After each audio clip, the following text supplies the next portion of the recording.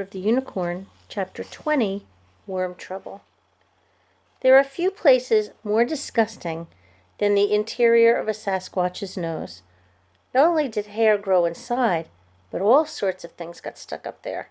Gross! Is that a booger? Pearl asked. No, Ben said, examining the item. I think it's a caterpillar. The Sasquatch didn't seem to mind. Pearl had found a chocolate bar in the staff room, so the stinky creature was perfectly content to sit and munch. The kids worked as fast as they could, snipping, picking, and trimming.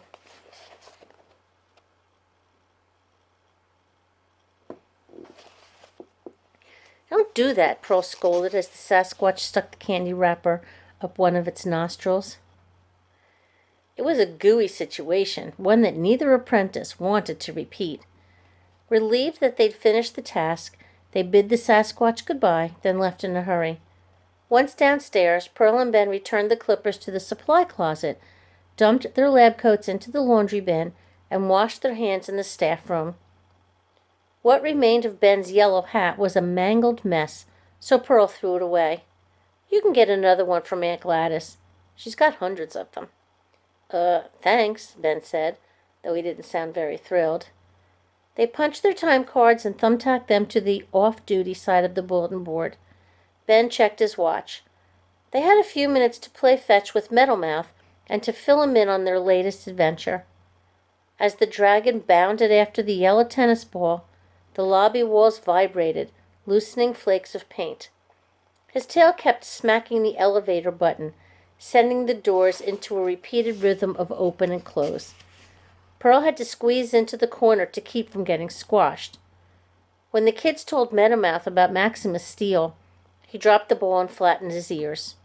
I don't like him. He's mean. Pearl was expected back at the dollar store to do her afternoon chores, and Ben had agreed to help his grandfather with the brisket.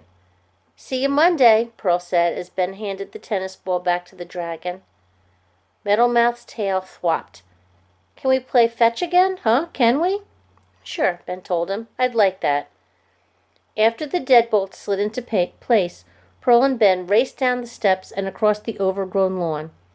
They couldn't use the gate since it was locked.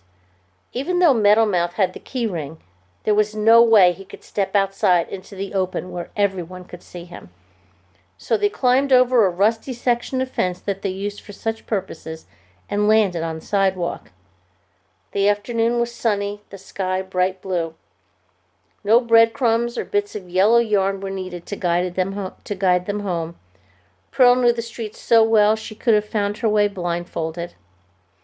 Guess I'll see you tonight at Victoria's ceremony, Pearl said. Her certificate of merit rolled in her hand. Yeah, guess so. I'm glad Dr. Wu is going to find Maximus Steele. Me too. But then Pearl frowned. If Maximus wasn't allowed in the imaginary world, did that mean he would come back to the known world and start hunting the animals here? Maybe Dr. Wu could help him get a regular job, but not at the dollar store. No way would she work with someone who tried to hurt a unicorn. What are we going to tell people if they notice the unicorn mane in our hair? She touched the silky strand, then pulled her hair back into a ponytail. You better come up with a good story, Ben smiled. No problem. They headed down First Street, then turned right into Main Street, where they bumped into Mrs. Mulberry. Had she been waiting for them? She held a box. It arrived, she announced happily. The yellow shipping label read, Compost Worms, Special Overnight Delivery. Pearl frowned. You got them already? Yes, indeed. Mrs. Mulberry opened the box.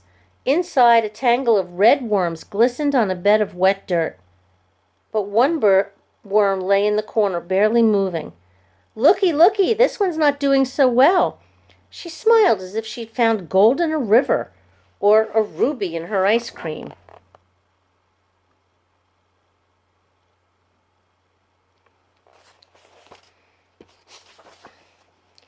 Pearl and Ben exchanged nervous looks. Then they leaned close.